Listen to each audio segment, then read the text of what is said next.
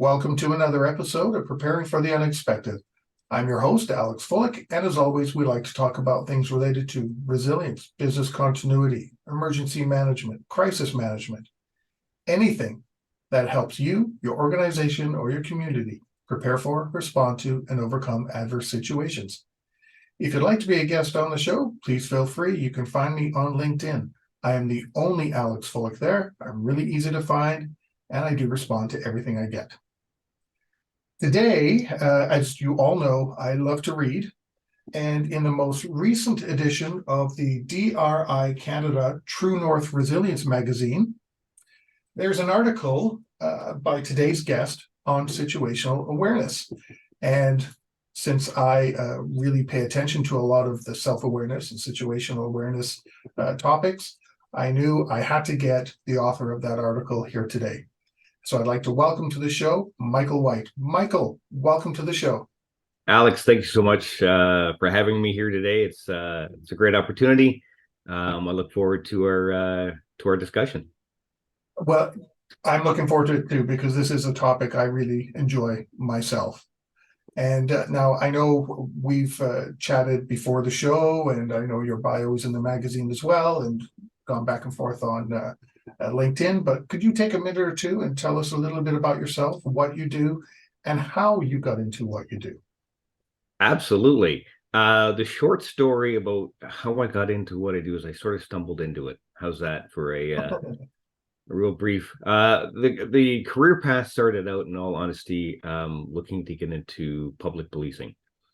And through education and other opportunities, I found myself thrusted into the private environment, where my career really essentially started off in a theme park, of all places, a theme park.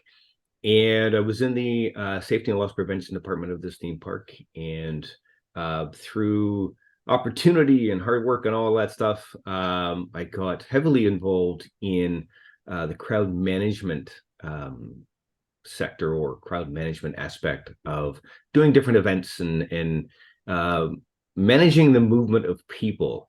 And this is really that part of my career was really where it thrusted me into, becoming more aware, if you will, of situational awareness, because I needed to understand, essentially need to understand where people wanted to go and what people wanted to do, but all the while wanting to do what I wanted them to do, as in, lining up and moving to different places.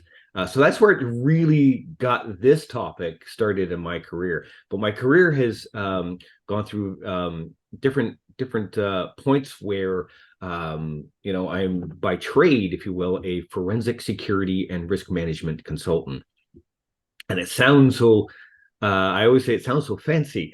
And what it really is where I'm digging into security concerns and security situations for clients. And I'm digging and finding the root of that concern. So why do we always have, as a quick example, why do we always have doors open? Well, is it because of faulty doors, or is it really about education and awareness right down to the staff level? So there's different ways we get into that. And that's just, again, a very basic example.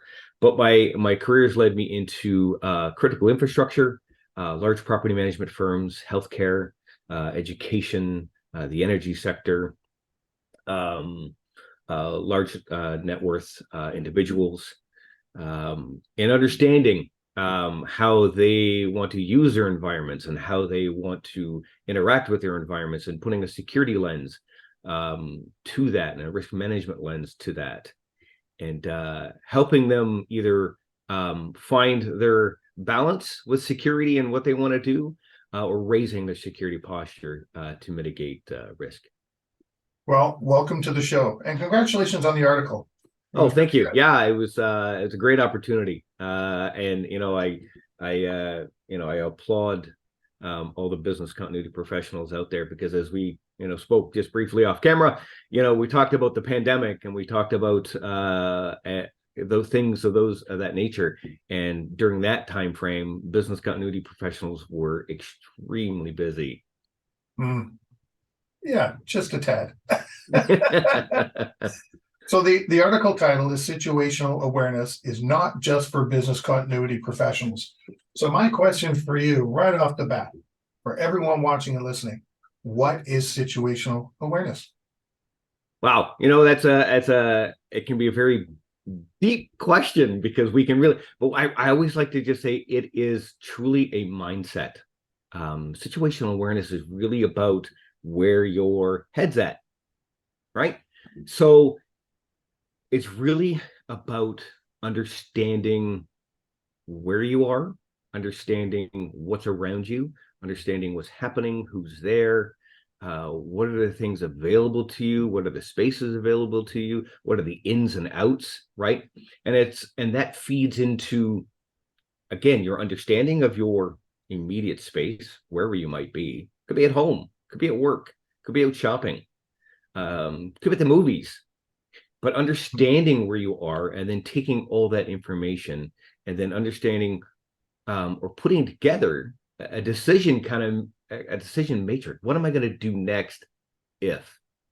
And and there's one interesting thing, and I'm sure we're going to get into it later, but you know, situational awareness takes education and it takes practice. And Mm. practice to me is the heavier load in becoming a better situationally aware as an individual. Because if you don't practice it, it just doesn't, it's not going to come natural to you. Right. It reminds me, you gave some examples there of knowing what's around you, where you are, et cetera, et cetera. It kind of reminds me of some of the spy movies, where you've always got the lead character. She always knows where she is. She sees things nobody else sees, but knows exactly what's going on around her. So is is situational awareness the same or different than self-awareness? I would say there's a bit of a blend, really, because the self awareness piece in situational awareness is understanding your limitations, right? I mean, we're not all James Bond. We're not all right, as you point out. The character in the movie. We're not going into those situations on an everyday level at work. Yeah, there is situational awareness type training for those types of individuals in police, in the police industry, in law enforcement, in military, etc., or go to the spy agencies. But there's the situational awareness for the everyday person. Every day, I'll give you an example, a real quick example. We practice, most of us listening here today, practice situational awareness unknowingly, unconsciously. Mhm. You have left for work, keys in hand, coffee in hand, you get in your car. And now you are driving down the street and you need to take in your entire environment because you need to take a drink of that coffee. And you need to understand, am I going to be able to make that yellow light without spilling my coffee? And is there any other traffic coming? So we need to understand what the environment is so I can get that coffee into me because it's too early in the morning. I got to get to work, but the coffee is the important part. But what are the other factors that are stopping me from having that coffee? And what are the other factors that are helping me to have that coffee? Right. So there's just little things like that that put it back to, wait a minute, I do that every day. I Yeah. drive to work. I don't want to hit bumps. I don't want to hit another car or pedestrian. So I have to look at my environment, understand all the information so I can have my coffee. I use almost the same kind of example when sometimes I'm explaining business continuity. I say, you do it every day. No, I don't. Well, yeah, you do. If you get in your car and you're driving down the street and you find there's an accident or the street's blocked off, your continuity plan is, going around that, you're finding different streets to go around that accident or that closure. I said, that's your continuity plan. You're doing it every Absolutely. day, whether you know it or not. Absolutely. Absolutely. There's all these things that are out there that people go, oh, wow, like Yeah. James, James Bond knows, he can hear that, he can see this, he can anticipate. Well, so do you. You anticipate the yellow light, Mhm. you anticipate the red light, you see the action. Now you go to Google Maps and you see the reroute of a different alternative route. So you've Yeah. planned and you've taken that information and you've made you've now taken that information to make informed decisions, right? Informed decisions about what you're going to do next. So my next question for you then is, how does situational awareness enhance our own personal safety? We'll just use our own personal safety and Sure, security right sure. now, and then we'll talk about how that it helps in the office. But how does it help us?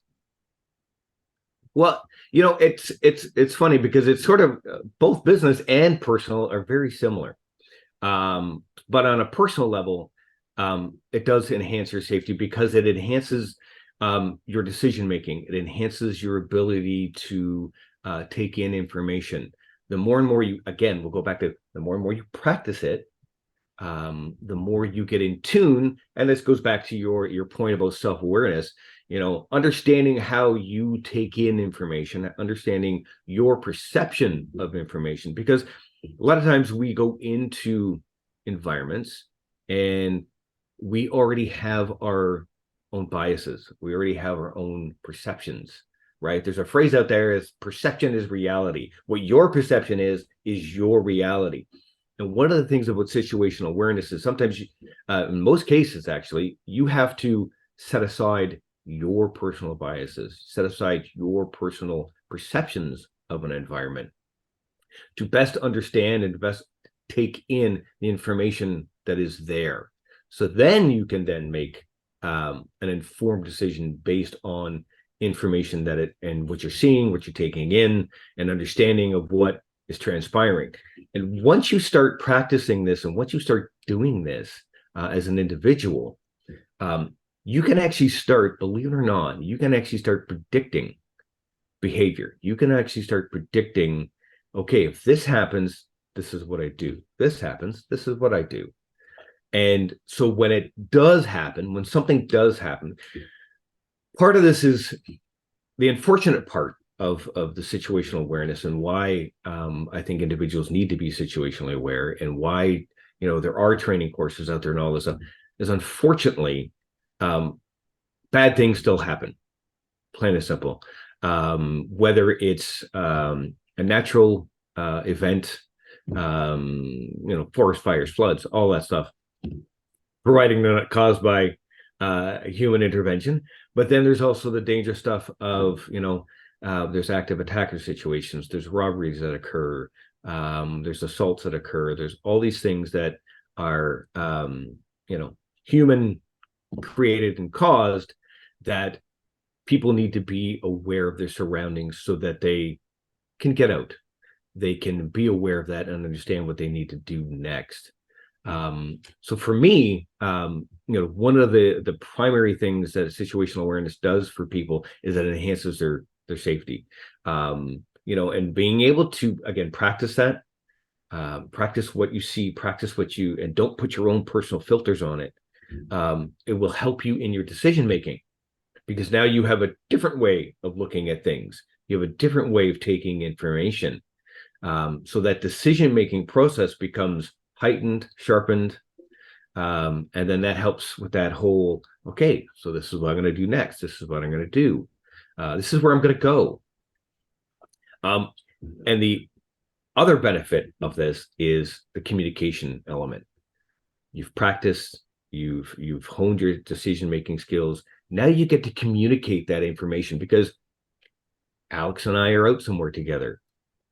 I see something going on. I can now communicate better with Alex with a little bit more precision as to what we're going to do, what I'm seeing.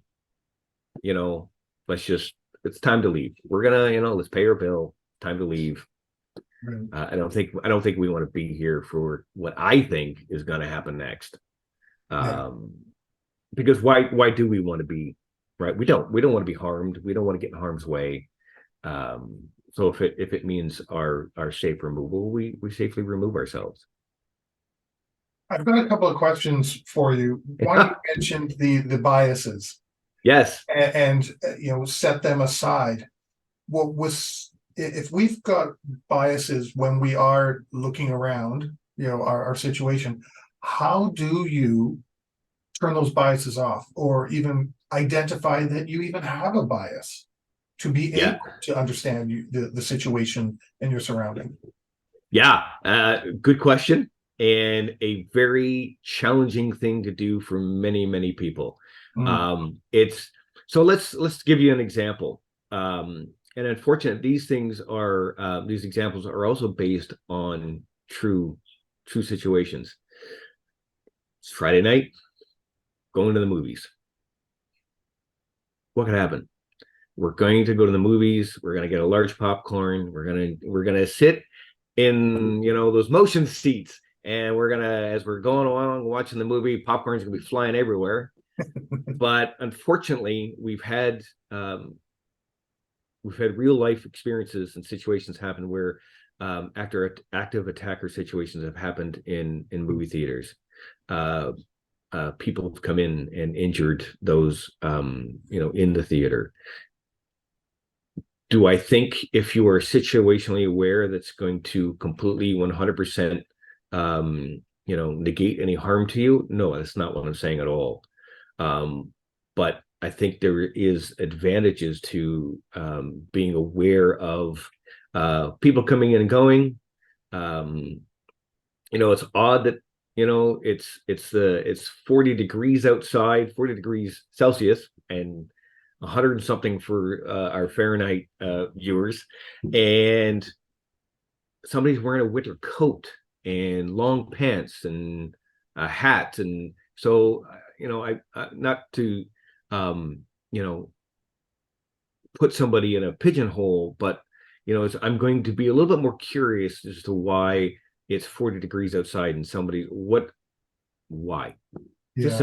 Just a simple why question. And I might want to keep my eyes and my ears a little bit more open as to why this individual is that. There's all kinds of different reasons. And again, I'm not trying to be biased to anybody. I just want to understand, okay, what does that mean for my environment when someone's doing that? When all of a sudden I'm in an environment and 30 people go running past and they're screaming, there's some immediate understanding I need to have about what that situation means.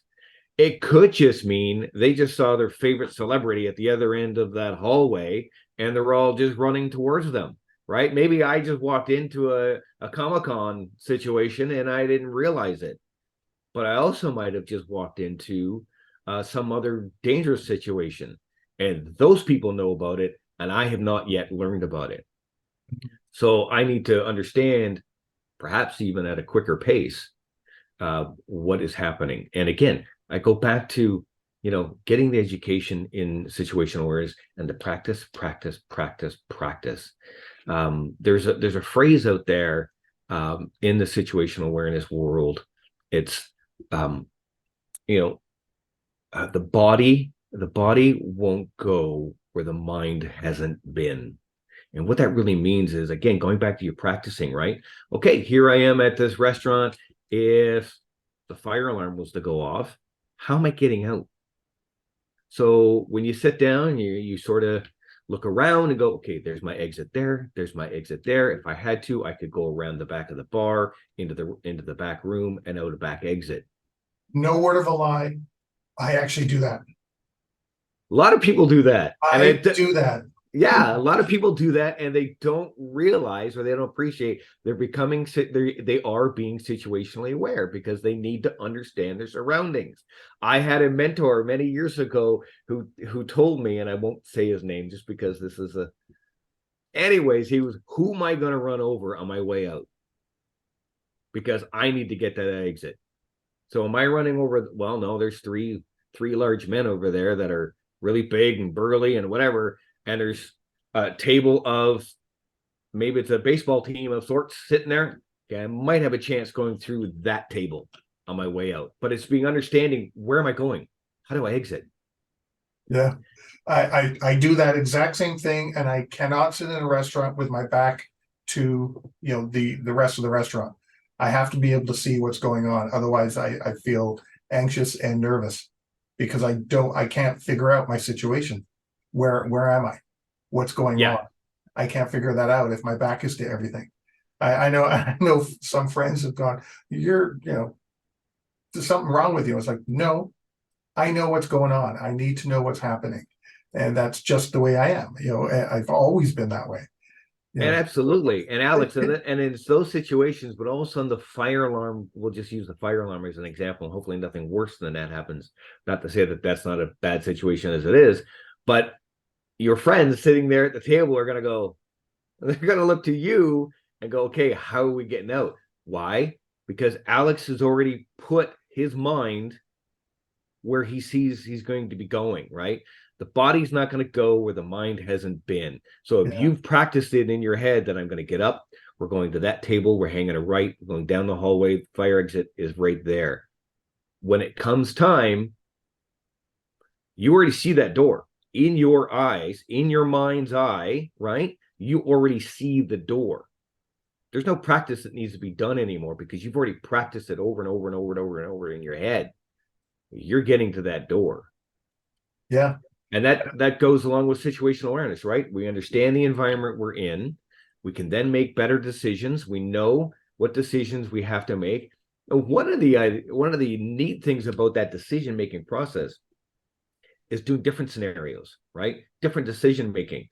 And after a while, you go, I've gone through X amount of scenarios. I've got 5 decisions. My top 3 are not my best ones. I'm going with decision 4 and 5. And there's only maybe a slight element of change that would make me go either with 4 or 5. So it's that kind of practice that gets you into it and makes you a safer individual when that unfortunate situation comes along. And you bring it up about you're that guy that's in the restaurant. Okay, where's everything situated? I want to know. Absolutely nothing wrong with it. I do it all the time myself. It's just because of the career and situations I've been in. And I think it not only makes you a safer person, but it also, again, the friends you were with at the restaurant, the group that's going to gravitate to you. You are spreading that safety awareness. You're spreading that information because, again, I'm understanding my environment. I'm making better decisions and I'm communicating better based on my practice And all around. just to add one little piece, and then we're going to take a break. The other reason why I also do that in a restaurant, especially, is I used to be in that industry for many, many years in, a very long previous life ago. And, I would be in a restaurant and friends would go, oh, service is slow, blah, blah, blah, what's going on. But because of the situational awareness and watching what's going on and say, no, it's not slow. I said, they've given our server a table on the other side of the restaurant. She's over there and she's over here and over there as well. I said, they've got her spread out all over the place. It's difficult, so it's taking her longer to get to things. And people are like, oh, okay. And then they don't get upset about any kind of slow service and they understand what's going on. And now they understand the situation. But you've comprehended your environment, you've understood the information that you're seeing, you've been able to piece it together. And again, of course, with your background, with the experience that you had in that environment, that absolutely added to it, but you took in what you were seeing. Yeah. And that gave you a decision, making point. And then you were able to communicate it, Yeah. right? To a point that people went, oh, I get that. That totally makes sense. Our appetizers are going to be cold, but I totally makes sense. Yeah. So anybody who goes to a restaurant with me, you know what to expect now. On that note, we've come to the end of our first segment. We are talking with Michael White today, the author of Situational Awareness. Situational awareness is not just for business continuity professionals in the True North Resilience magazine from DRI Canada. And we will be right back. If you like that video, thumbs up. If you didn't like that video, thumbs down. But leave me a message and let me know your thoughts. Of course, don't forget to subscribe. And in the meantime, stay prepared, everybody.